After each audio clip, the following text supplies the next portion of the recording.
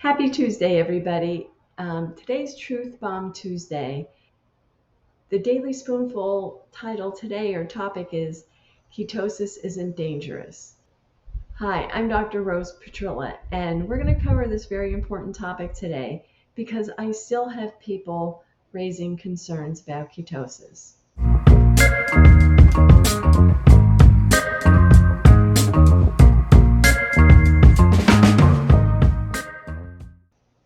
So I want to clear this up once and for all.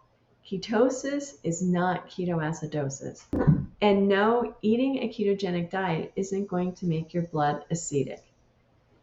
Nutritional ketosis is a safe, but it's a natural metabolic state where your body uses fat for fuel when you're fasting, when you haven't eaten between meals, and then it starts producing ketones as it burns the fat. Your ketone levels will usually be between 0.5 and 3.0 millimoles per liter, which is perfectly normal and healthy. Ketoacidosis, on the other hand, is a medical crisis. It happens almost exclusively with people with type 1 diabetes or in very, very late stage type 2, when there's no insulin to regulate the sugar or the ketones. Their ketone levels are sky high, over 10 millimoles per liter, often alongside really high blood sugars of 250 milligrams per deciliter. That's a toxic combination and a totally different ball game. So here's today's nugget.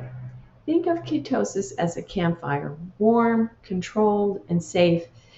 And ketoacidosis, that's a wildfire, out of control, and it's dangerous.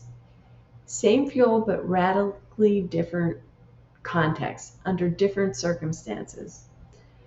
I've had so many people, including doctors, confuse the two. Isn't ketosis dangerous, they ask? Well, not at all. In fact, I reversed prediabetes by getting into ketosis.